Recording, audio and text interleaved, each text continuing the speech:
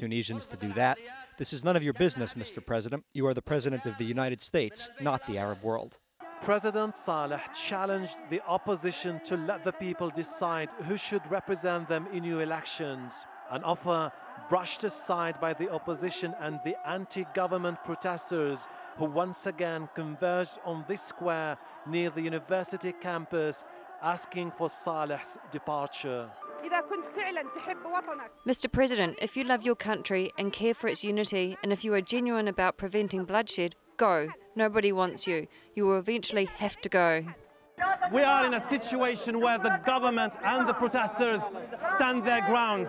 President Saleh has offered a reform package, but these people are telling him that this extraordinary build-up in anti-government momentum is a clear message to him that he has to go and that he has to do that now. In what could be a significant blow to President Saleh, one of his main allies, powerful cleric Abdelmajid Zindani has joined the anti-government protesters. Zindani told the crowd that the fall of what he described as repressive regimes in the Arab world is a prelude to a new era where Islamic rule will prevail. Is this the beginning of what will be the divinely guided Islamic caliphate? Let us hope so. To you I want to say, you have embarrassed all the generations that came before you for what you are about to do. The atmosphere here is festive and defiant. Demonstrators chanting in one voice, Saleh has to leave.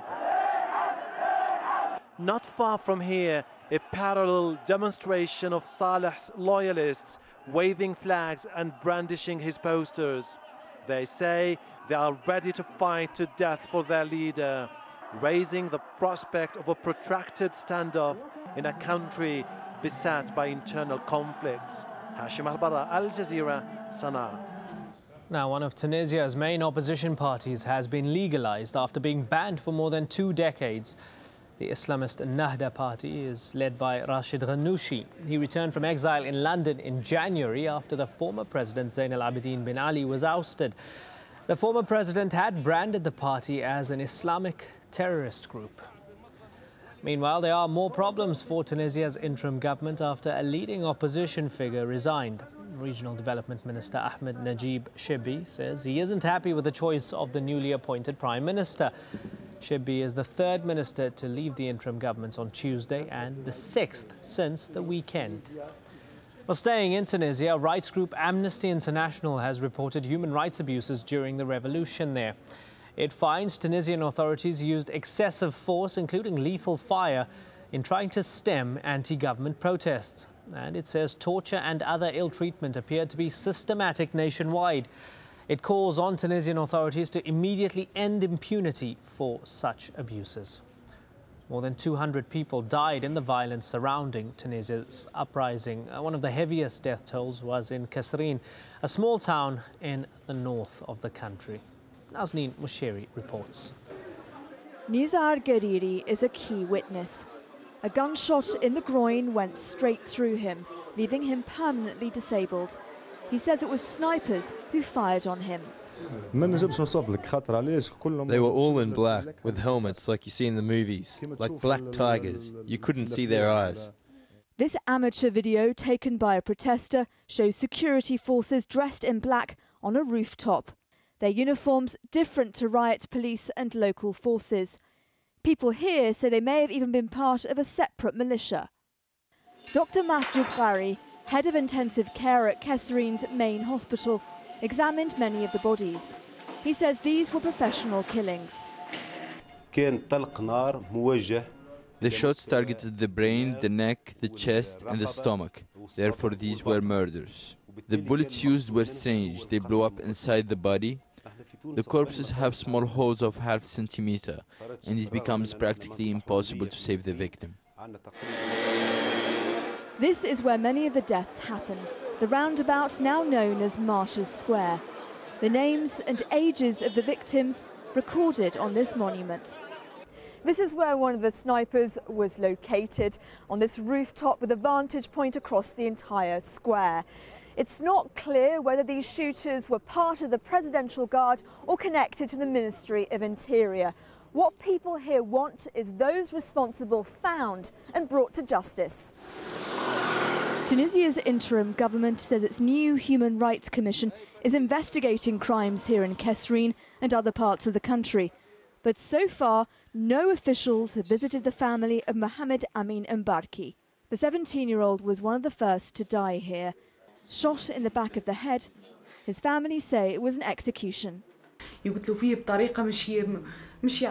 want them to be shot like they shot my brother. I want their brains splattered like they splattered my brother's brain. I want those who shot him to be judged in front of us. Kesrine's secret police headquarters, burnt and looted. Its agents are now long gone. Ben Ali's regime was brutal but also well organised. As time passes, finding the truth about what happened here will become increasingly difficult. Nazanin Mashiri, AlJazeera, Kesrine. You're watching Al Jazeera. Just ahead, we'll tell you why this popular German government minister has been forced to quit.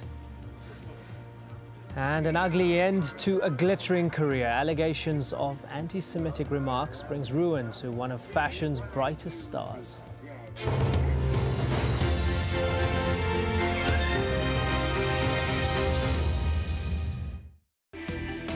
We do accept that there was very bad mistakes made in our banking area. Behind the headlines, most South Koreans are not interested in reunification. Is the inside story at this time on Al Jazeera.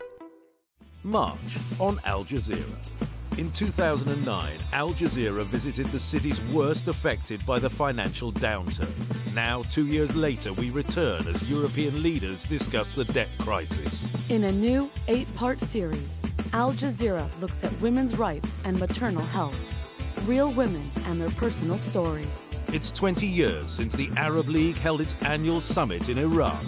An Al Jazeera News special has full coverage from Baghdad. Branded a lunatic by some and an inspirational revolutionary by others, Al Jazeera follows the controversial Norman Finkelstein. See the world from every angle and every side. Al Jazeera.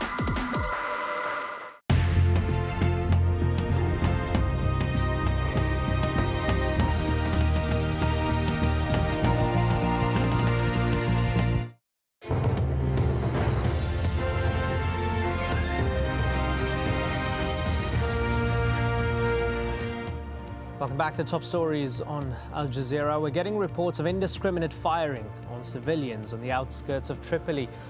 Meanwhile, opposition soldiers in eastern Libya say they're preparing for a possible showdown with forces loyal to Libyan leader Muammar Gaddafi.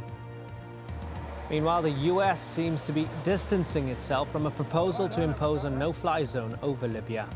On Tuesday, the Russian foreign minister ruled out a no-fly zone, and China has also voiced concerns. The United Nations General Assembly has unanimously suspended Libya from the Human Rights